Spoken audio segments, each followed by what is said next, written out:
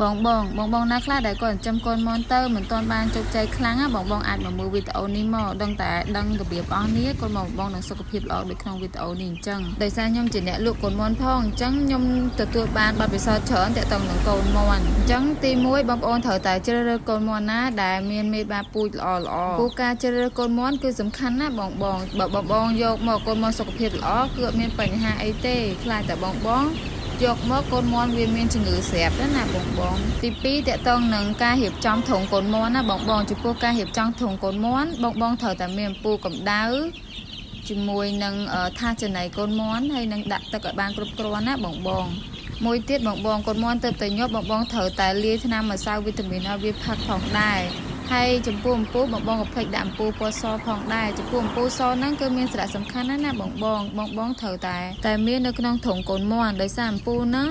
គឺវាជួយពន្លឺភ្លឺទៅដល់កូនមន់គឺអត់ធ្វើឲ្យកូនមន់ហ្នឹងដេកច្រើនទេបើបងដាក់អំពូលហ្នឹងវាជួយឲ្យកូនមន់បងវាស៊ីចំណីរត់លេងដើម្បីឲ្យពួកវាឆាប់រឹងដៃរឹងជើងណាបងចំពោះចំណុចនេះតកតងទៅធុងបងណាដែលរៀងល្ងិតអញ្ចឹងបងអាចបើកវាចោលបានប៉ុន្តែចំពោះធុងបងដែលមានពន្លឺគ្រប់គ្រាន់ហើយអានោះយើងមិនចាំបាច់បើកទេបងចំណុចទី3បងត្រូវតែផ្លាស់ប្ដូរទឹកក្នុងខែក្តៅអញ្ចឹងបងអាចប្ដូរមួយថ្ងៃ4ទៅ5ដងណាបងប៉ុន្តែបើសម្រាប់ខែធម្មតាខែវស្សាវិញអានឹងយើងប្ដូរទឹកមួយថ្ងៃ2ដងផឹកល្ងាចចំពោះខ្ញុំក្នុងរដូវក្តៅអញ្ចឹងខ្ញុំតែងតែស្ទង់ស្ទាបទឹកនឹងមើលបងមួយថ្ងៃខ្ញុំអាចដូរ5ដងអីហើយនឹងមានការបាញ់ទឹកនៅរោងដែរចំណុចទី4តកតងនឹងអនាម័យបងចំពោះអនាម័យគឺវាផ្ដោតសំខាន់ទៅលើការផ្លាស់ប្ដូរកាមការផ្លាស់ប្ដូរចំណីលាងកតោទឹកមាន់កតោចំណីឲ្យបានទៀងទាត់ស្អាតល្អបងហើយចំពោះការប្ដូរកាមគឺយើងប្ដូររយៈពេល5ថ្ងៃយើងប្ដូរម្ដងណាបងចំពោះកូនមន់អាយុមួយថ្ងៃទើបញាត់ដល់អាយុ21ថ្ងៃប៉ុន្តែចំពោះ21ថ្ងៃបើបងអាចប្ដូរមួយអាទិត្យម្ដងក៏បាន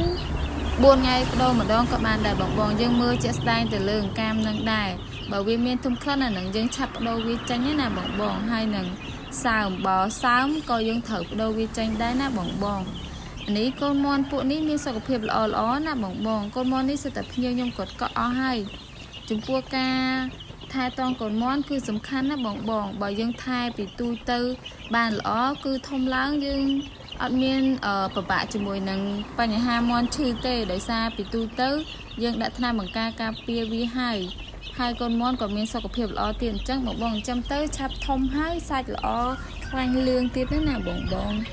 ហើយចំពោះកូនមន់ក្នុងខែក្តៅអញ្ចឹងតាមបទពិសោធន៍ខ្ញុំបងគួរតែបើកភ្លើងកម្ដៅរហូតដល់អាយុ14ថ្ងៃអានឹងយើងបើកថ្ងៃផងផឹកផងណាបងផឹកហ្នឹងមានន័យថាចន្លោះពីម៉ោងពេលយប់ទៅដល់ម៉ោង6ម៉ោង7អីអានឹងយើងបើកធម្មតាទៅពេលថ្ងៃយើងបិទចោលហើយមួយទៀតបទពិសោធន៍ថ្មីនេះខ្ញុំដកពិសោធន៍មើលគឺវាល្អណាបងព្រោះអីកាឋានមនស្រែសាព្រៃតឹងយើងខ្ញុំនេះគឺអត់មានលាក់លៀមទេបងចំណុចសំខាន់នេះបងយកទៅអនុវត្តទៅដឹងតែជោគជ័យហើយគឺខ្ញុំប្រាប់បងនេះពេលបងយកកូនមន់ទៅចិញ្ចឹមទៅមើលវីដេអូហ្នឹងទៅគឺចិញ្ចឹមបានជោគជ័យ 100% ហើយដោយសារខាងខ្ញុំអត់មានលាក់លៀមទេបងតាក់ទងនឹងការចិញ្ចឹមកូនមន់ដែលសំខាន់នោះបងគឺខ្ញុំលើកមួយចំណុចមកនិយាយគឺចំណុចហ្នឹងខ្ញុំទៅអនុវត្តបានរយៈពេល4អាទិត្យទេឃើញថាវាបានផលពិតចំណុចហ្នឹងគឺខែនេះខែក្តៅខ្លាំងណាបងអញ្ចឹងចំពោះកូនមន់បងត្រូវតែអាយុទៅញាត់ដល់អាយុ14ថ្ងៃបងបើកវាធម្មតានៅពេលយកប៉ុន្តែចន្លោះ14ថ្ងៃដល់21ថ្ងៃគឺខាងខ្ញុំបិទភ្លើងកម្ដៅបងយប់ឡើងគឺខ្ញុំមិនបើកទេអញ្ចឹងឃើញថាសុខភាពកូនមន់ហ្នឹងគឺល្អធម្មតាណាបងហ្នឹងតាមការពិសោធន៍ខ្ញុំហើយចំណុចនេះអត់មានខាងកថាផ្សេងមកប្រាប់បងទេដោយសារបើបងបានចូលមើល channel YouTube ខ្ញុំគឺបងដឹងហើយខ្ញុំប្រាប់បងទាំងអស់អត់មានលាក់លៀមអីទេដោយសារពេលខ្ញុំប្រាប់បងទៅបងអនុវត្តបានអញ្ចឹងខាងកសិកម្មយើងនឹងកើននឹងរីកចម្រើនទាំងអស់គ្នាហើយបងកុំភ្លេចជួយ like subscribe channel YouTube មនស្រែសាផេតឹងម្នាក់មួយផងណាបងដើម្បីទទួលបានចំណេះដឹងនិង tip ខ្លីៗដែលបងអត់ទាន់ដឹងឬក៏មានបងដែលទាត់កឋានផ្សេងដែលគាត់ទាន់បង្ហាញណា គឺបងបងចូលមើលវីដេអូនេះគឺដឹងតែយកអនុវត្តទៅបានផលហើយបើបងបានមើលវីដេអូនេះហើយចង់ចែកម្លែកចំណេះដឹងឬក៏មានបទពិសោធន៍ផ្សេងទៀតទាក់ទងនឹងការចិញ្ចឹមកូនមាន់បងអាចខមមិនចែកចម្លែកនៅខាងក្រោមវីដេអូនេះបានហើយចំពោះបងដែលមានចងល់តាក់ទងនឹងកូនមាន់បងអាចខមមិននៅក្រោមវីដេអូនេះក៏បានឬក៏តាក់ទងទៅតាម Telegram លេខ Telegram ខ្ញុំនៅខាងលើចំពោះកូនមាន់នេះវិញវាទៅញាស់បងអាយុបាន2ថ្ងៃហើយអានេះខ្ញុំថតនៅពេលថ្ងៃបងវារៀងសតុំខ្លះរយៈពេលក្នុងថ្ងៃនេះអត់សូវក្តៅទេបងបើ2ថ្ងៃមុននឹងក្តៅខ្លាំងមែនតើអញ្ចឹងទៅញាស់ពេលថ្ងៃនេះគឺអត់ត្រូវចាំបាច់បើកម្ពូលកម្ដៅទេគឺបងអាចស្ទង់ស្ទាបប្រមាណនឹងបានណានៅពេលដែលកូនមាន់កម្ដៅគ្រប់គ្រាន់គឺវានៅដេករីប៉ាយពេញធុងមាន់ហ្នឹងបងបើវានៅផ្ដុំគ្នាមានន័យថាវាល្ងាតែចំពោះមាន់ដែលវានៅឆ្ងាយពីអំពូលភ្លើងមានន័យថាវាកម្ដៅវាលើសហើយណាបងអញ្ចឹងបងត្រូវតែបើក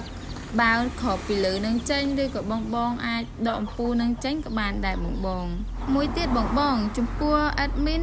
បងដែលគាត់បានជួបនៅខាងក្រៅគាត់ដឹងហើយគឺ admin នៅសើចេះនិយាយស្ដីទេប៉ុន្តែចំពោះក្នុងវីដេអូនេះគឺ admin ប្រឹងប្រែងនិយាយបងដើម្បីបងគាត់បានមើលទៅគាត់ចូលចិត្តគាត់ចង់ចាំគាត់ចង់ចេះអាចមើលទៅបានផល100